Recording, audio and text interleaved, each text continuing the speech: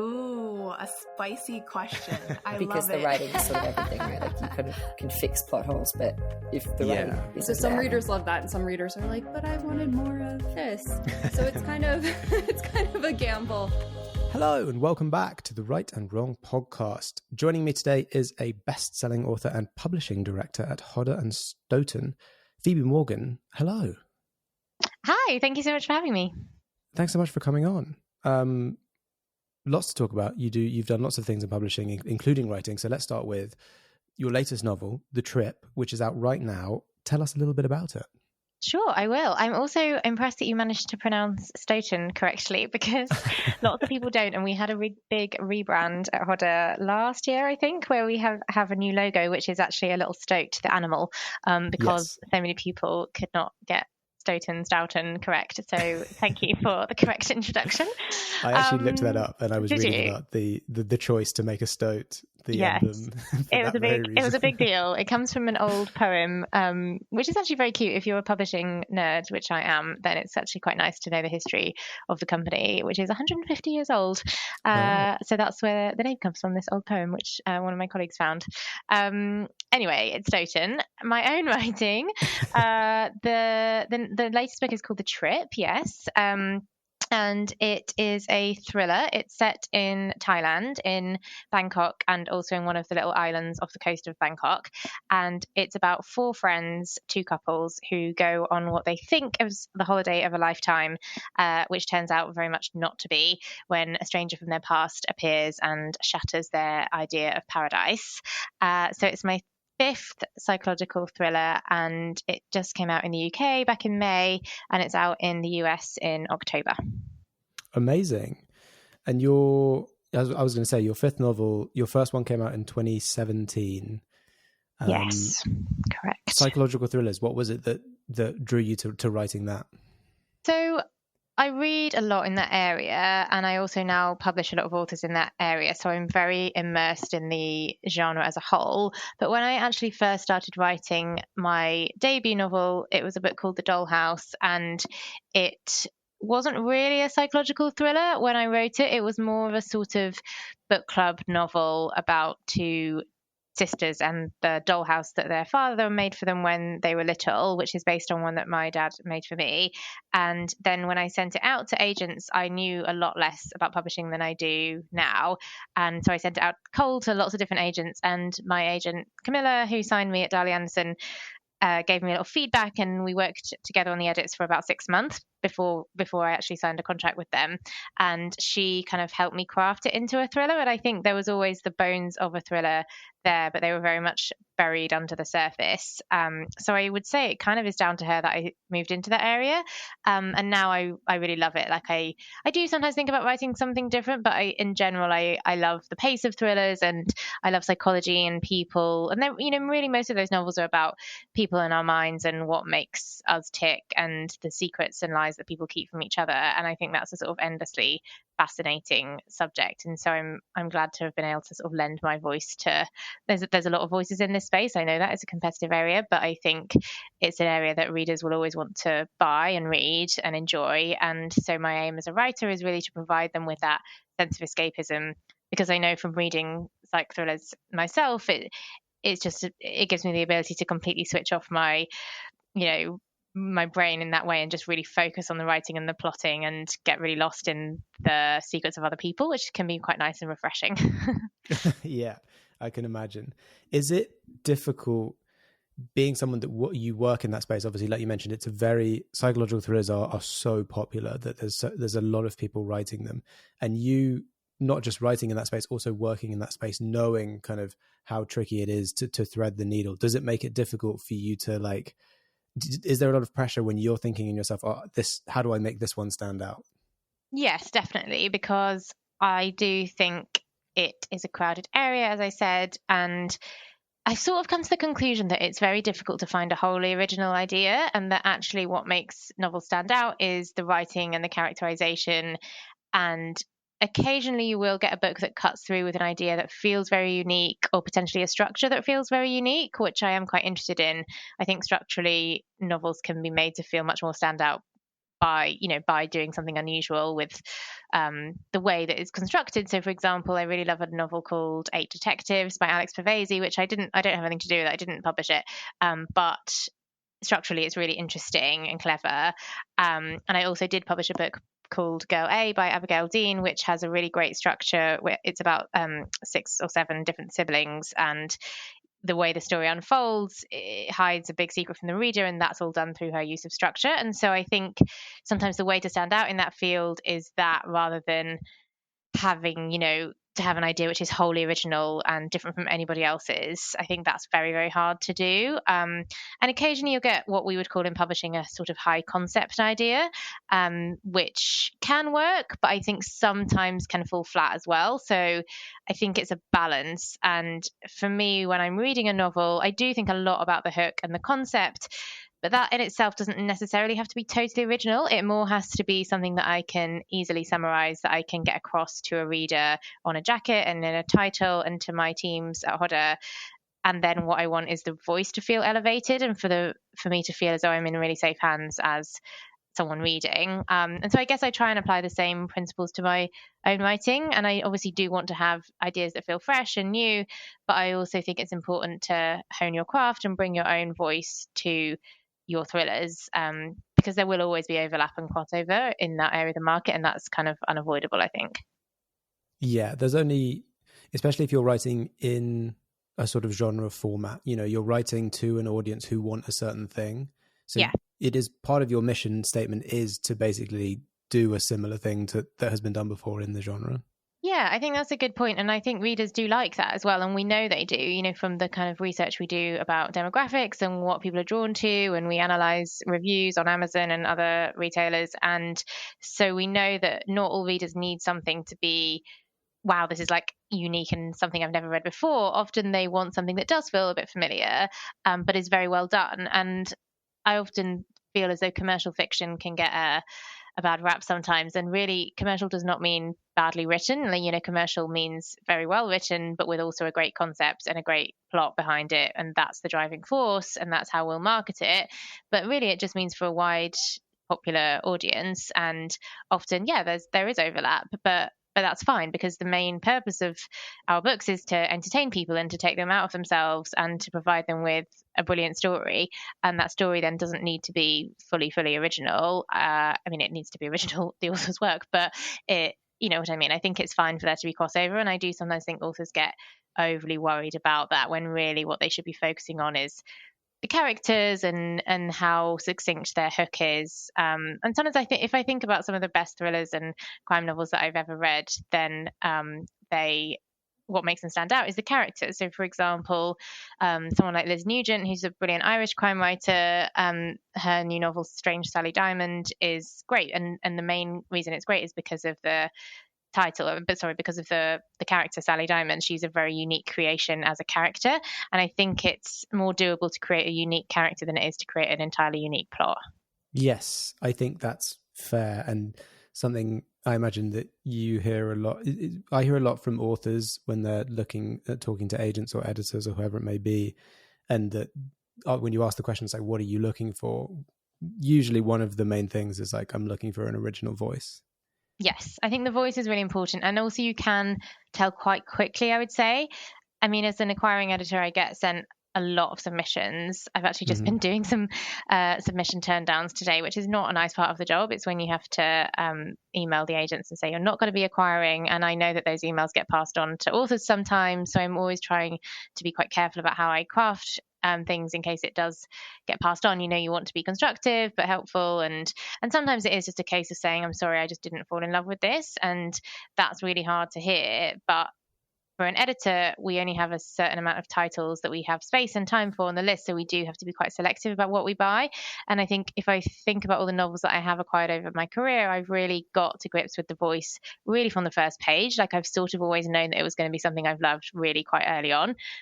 So I do think honing that authorial voice is important, and also it's important to kind of capture that right from the start, because if you're not capturing it right at the start, it's unlikely that an editor is going to read on. So it's no good if your voice kicks in chapter 6, because most of us won't get there if it's not engaging before that, if that makes sense and doesn't sound too harsh.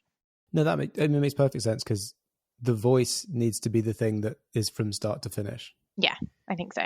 Of like probably more important than almost anything else is that the voice is there for the entirety of the manuscript. Yeah, and I think it is subjective, which is why there are some great books that only one editor bids on, or there are brilliant books that a lot of people bid on but have different visions for, and so that author and editor relationship is really important. And I only want to take on authors where I can see a route to success for them, and there are different levels of success obviously, but my goal with my authors is to get their books into readers' hands, and it doesn't in different formats and to different audiences. And so for me to really do that in an authentic way and to be able to champion their work really wholeheartedly, over multiple books, I have to be really in love with their voice. And so if I'm reading something and it feels like it's good, but I just don't really love it and I don't connect with the voice, then I'm going to pass on it. But that doesn't mean that someone else might not take it on, and often they do take it on and do a great job. So I think if you're an author who's listening, it's really important to get the right editor and also have those conversations. Like if you are on submission and your book does, if you're getting meetings with editors or you're getting emails asking for meetings, definitely do the meeting and chat to the editor first, because as a writer you also want your vision to align with the publishers, and having that like personal connection to the editor is really important, I think. Yeah. And you mentioned that you do also work on psychological thrillers in your work as a publishing director, but you are the commercial fiction publishing director at Hodder. So what other genres does that entail? So I also work on romantic comedies. I work on a couple of romantasy authors, and I work on book club fiction, which could be anything from historical to contemporary.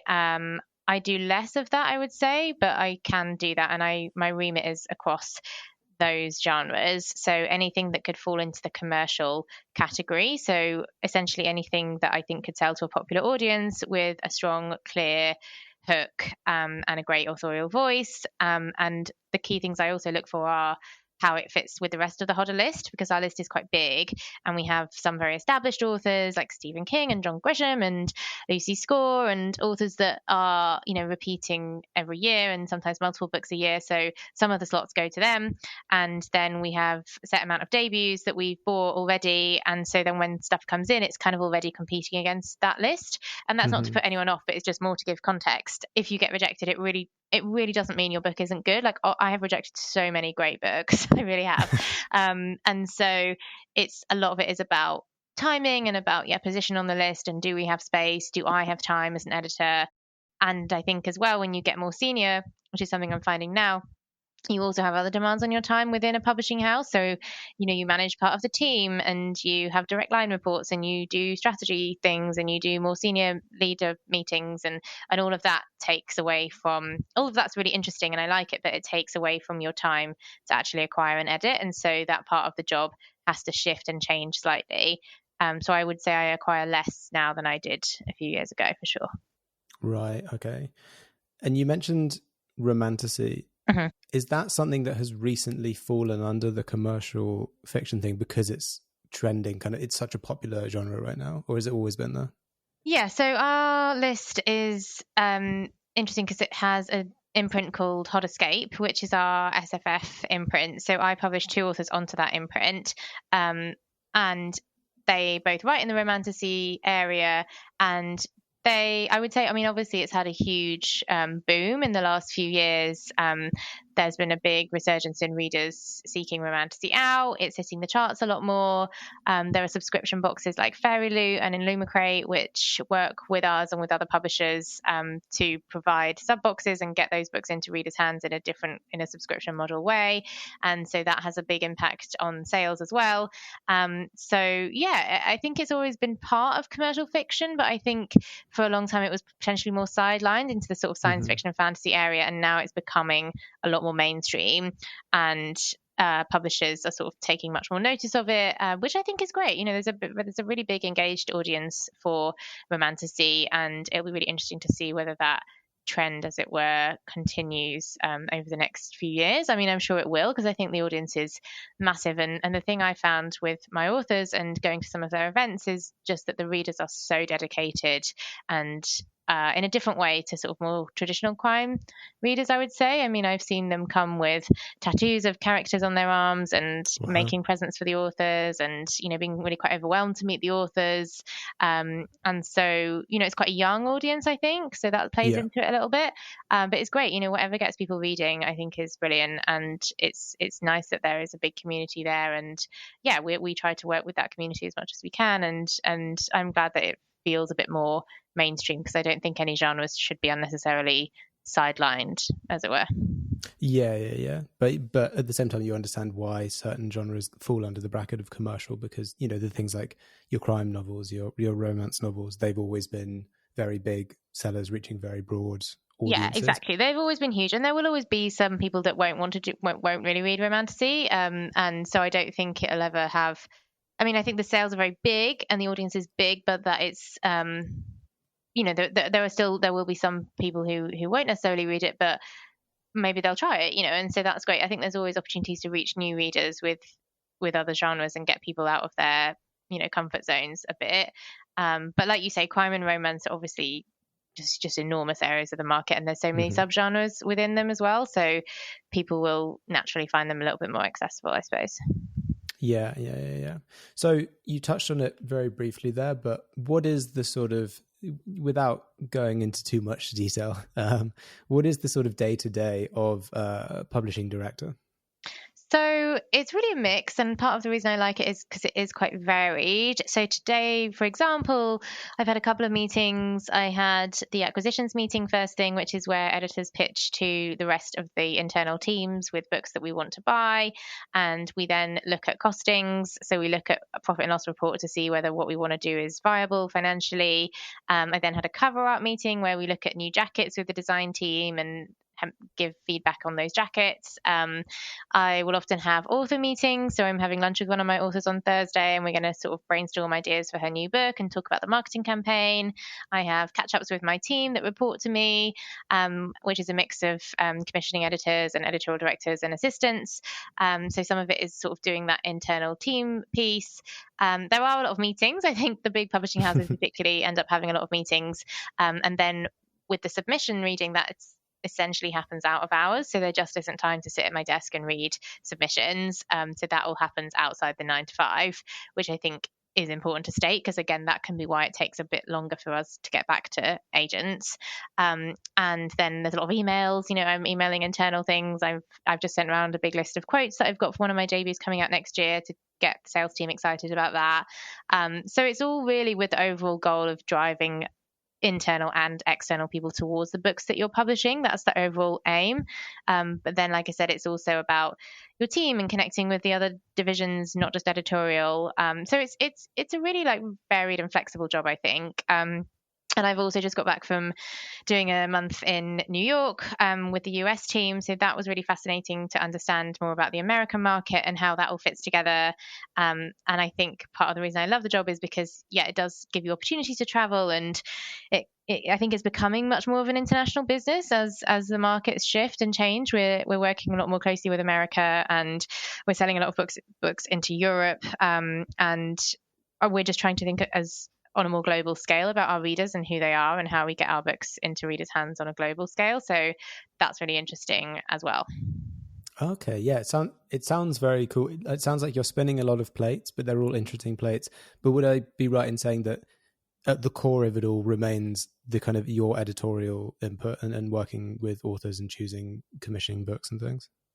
I mean, that's the overall goal. In all honesty, that's not the thing that takes up the time in the day. Right. So okay. I do always still edit my author's books, but the reason I didn't mention it then is because it so rarely happens during the day. Like, again, that happens basically at weekends or evenings. Sometimes in the day, I might be able to go and shut myself in a room and work on an edit, or I might be able to turn my out of office on and work from home and do a structural edit for one of my authors. But it is quite tricky to find the time to do that during the day. I mean, authors are at the heart of our business. Like, they're the reason why we're doing what we're doing, and you're in contact with authors all the time. So that is definitely at the heart of things. And I always get back to authors very quickly because it's our responsibility to kind of make them feel reassured, and, you know, their books are so important to them and to us, and we take that part very seriously. But in terms of like the editorial work, it does end up falling outside hours just because of like the sheer volume of emails and meetings that we're having to do. And I'm not sure if that's a good thing, really. I think maybe there could be a different kind of focus, but it's very difficult, especially in a very big publishing house, to find that because all the other parts of the book are so important as well. For example, like the cover and the production side and the sales side. And so a lot of our work is going towards like getting the books to market as well as the actual editorial work. And the editorial work is fascinating, and I love doing that. I love working closely with my authors and polishing their books and thinking about how we can make their books stronger. So that's a really key part, but it's something that kind of, is difficult to carve out quiet time to do on your own as an editor. Yeah. It sounds like, as I said, spinning many plates at once. Here's something interesting that I was talking about with some friends recently is when you obviously, like we said, receiving a lot of submissions from agents and authors, when you do decide to move forwards with one, am I right in thinking that you will have given that manuscript to a few other people within a team or maybe within different divisions before you go back to the editor and go back to the agent and the author? Yes, so I won't acquire a book unless everyone in the publishing house has been made aware of it. So if I like a book, I will, if I'm like a bit on the fence, I might just share it with a few close colleagues on the editorial team and get them to read as well. If I am very keen and kind of sure that I want to go for it, then I'll email it around to like the whole company, and then it will go through, and everything has to go through an acquisitions meeting. So then I'll do what's called a vision document, which is where we put together our vision for the book. So who we're going to compare it to in the market, what's going to be the overall hook, which retailers do we think it's going to sell into, what kind of price do we think it should be, etc., etc. And then I present that vision document in an acquisitions meeting, by which point ideally other people in divisions will have read some of the script and they'll give me their feedback in the meeting.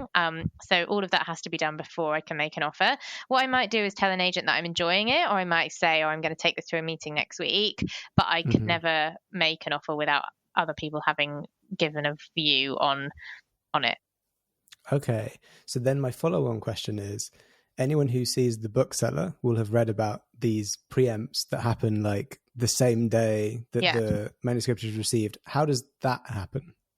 So similarly, if we preempt something, and I have preempted a few things, you basically have to act really fast. And so I'll send the manuscript round. If I am really, really, really loving it, I might send it round having only read part of it and say, look, I'm really enjoying this. Can everybody drop everything and read some now? And then I might say I'll follow up with a vision document like in a few hours or tomorrow. And then we'll put together a costing really quickly. So that's when we do our profit and loss report. So we still have to do the steps, but they basically get condensed. And look, not everybody can have read the whole script within like an hour. I mean, it's very rare for it to be an hour. Usually it's like overnight or maybe like 2 days or something. Sometimes it's hours, in which case you'll get, people are trusting you a lot of the time. So, I like to think people will trust what I say if a book is good. And once you've worked in the industry for a while and you build up a good track record, then people say, okay, well, we'll trust her taste then, and we'll support her on that. So there's a bit of that happening. But yeah, in general, people just kind of have to drop things and read some. And also that's kind of how you want to preempt as well. So if you're getting a lot of really enthusiastic responses, if people really love the concept and they say, oh, I've dipped in on my lunch break, or I've read some just now at my desk, then that does happen. And then we can say, actually, let's try and preempt it, because there's so much love for it here that we really, really don't want it to go to another publishing house. Right. In some ways it sounds a bit intense and scary, but in another way, there's something very kind of, I would imagine it's a very exciting moment if an email is going around being like, everyone, you need to read this really quickly. There must be a buzz about it. It definitely is. It is quite stressful, I would say. And often now post-COVID, like people are in different places. I've like had agent calls while I've been on the train getting somewhere. Like you kind of have to be always on with this sort of thing, and it can move really fast. And if an agent is emailing you saying, oh, I've got 6 editors progressing this, like, can you do this ASAP? Like, you do feel a certain pressure. And I do have sort of mixed feelings on how useful that is for an author, because I do sometimes worry that it means the author hasn't really had the chance to speak to everyone who's interested and talk about people's different visions. And I think that is important, and that you shouldn't always necessarily just go with the highest bidder or the fastest bidder. I think sometimes it's better just to kind of just wait and let everybody have the chance to read and consider a bit more carefully. But that said, there is, like you said, something very exciting about it. And I think the reason people sometimes like preempt is it does show our level of ambition, and it shows that we can be agile and nimble, and that we really want to prioritize this book, and that we will act fast to take it off the table. So yeah, it's definitely really exciting, especially if you win a preempt. It's really fun. And I wouldn't say it's not always the way we operate. And I think it's very easy if you're a writer to sort of be a bit on the outside and be reading the bookseller and feel as though everybody is getting these 6-figure preempt deals. And that's just so not the case. Like, there are lots and lots of deals happening at a much lower advanced levels over a much slower period of time. Some deals, like I've been negotiating on a contract for about 6-7 weeks for an author at the moment. Things do take a long time, and sometimes it will take people months, weeks to get even to read a submission. And that doesn't mean that everybody hates it or that it won't sell. It just means they're busy and it's taken a bit more time. And so the bookseller naturally promotes the sort of big splashy headlines, and it's a great trade magazine, and it covers a lot, and it reports on the smaller deals as well. But there are also some deals that just don't get reported, and there are some which maybe have been done months ago but then saved up announcement wise until one of the book fairs, and so that it looks like everybody's getting all these deals at the same time, but it's just not true. And so as a writer, you should just try and sort of tune that out and focus on your own journey, I think. Yeah. And in terms of like understanding or like knowing how these things work, you've been doing this for a while now, and from both the publishing side, industry side of things, and as an author yourself, what do you think are the sort of common misconceptions that new authors have when they kind of move into the process, like once they sign their deal with a publishing house?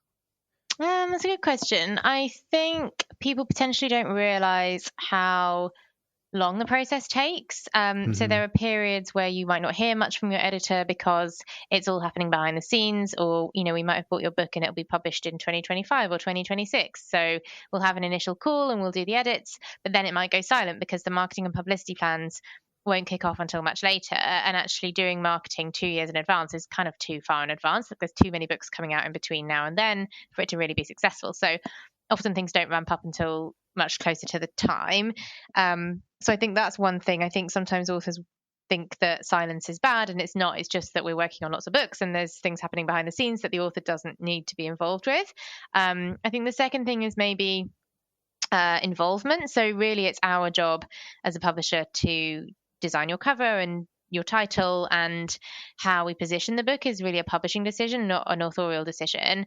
We always want authors to feel comfortable and happy with what we decide, but really we're really thinking in their best interest all the time, and we're thinking about what the market will respond to and what retailers might like and what readers want. And so all of those things and all of that data is going into our decisions. And sometimes authors will have different views on what they would like their book to look like. And I think that can be tricky to navigate because it's about letting go of control. And I do think the best author-publisher relationships are when an author trusts their publisher and sort of cedes that control a bit and lets us work together with them. And that's not to say we'll push things through that they don't want, but it is just sort of trusting our expertise a little bit and working together as a team, and being collaborative and looking at it together and allowing us to make those decisions. So I think those two things are probably misconceptions that happen. And I really want to, the reason I like talking on podcasts and doing stuff like this is I want the industry to feel more transparent to writers, and I don't want it to feel like we're all behind these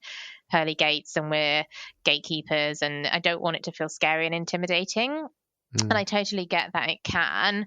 I went to the HarperCollins party last week as an author, which was really nice. And I know lots of people there, so I was fine. But I was just thinking like how intimidating this party would be to somebody who was new to the industry and didn't know anybody. It was a huge party at the Victoria and Albert Museum. Everybody's really dressed up. It's massive. There's so many people there. There's loads of celebrities there. And I think if you were just a debut author who had just signed and you walked in on your own, like that would be really, really scary. And actually most people in the industry are absolutely lovely and very friendly. So there won't be any issues. But I guess it just got me thinking about how opaque and intimidating the industry might feel sometimes, and I really want to give as much honest information as possible to try and make it feel less like that, if that makes sense. Yeah, absolutely. I mean, that's what this podcast is all about. So Thanks for coming on. No, well, thank you. You do a great job as part of that, obviously. I do try. So, I mean, to kind of round off that, what you just said about trusting the publisher and the people working on the book is the thing I think that you need to realize is that everyone is working together to try and make the book the best that it can be and to get it to reach as many people as it can. Yeah, definitely. And that's our goal as well. And I think, my authors are lovely and I have really good relationships with them, but occasionally in publishing there might be clashes between authors and publishers.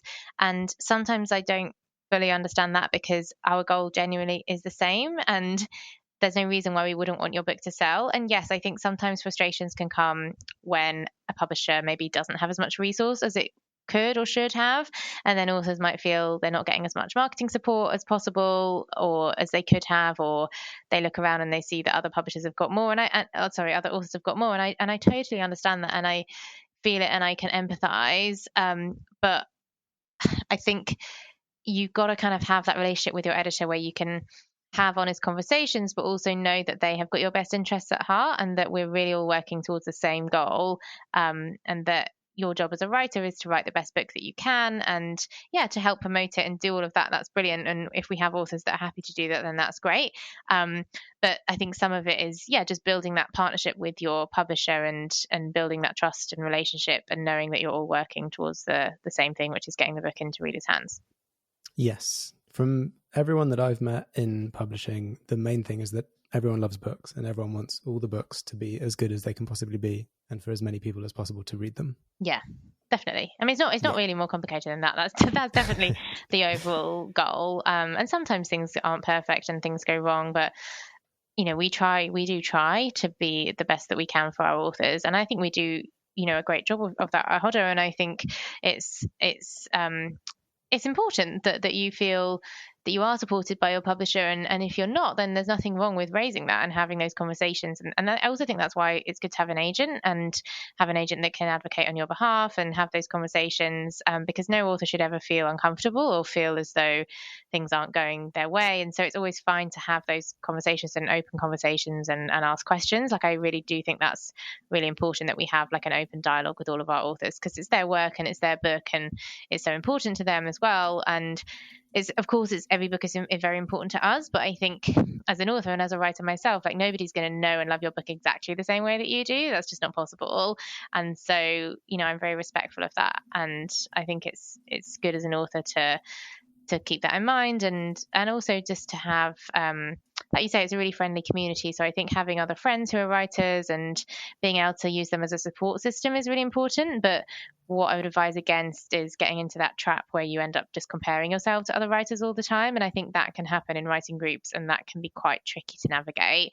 So I'd say try and find the writers that feel like genuine friends and confidants and people that you can read with and talk to and really be there for, rather than people that you're just sort of there with on social media or people that you feel in competition with. I think that can be quite tricky especially for new authors as well.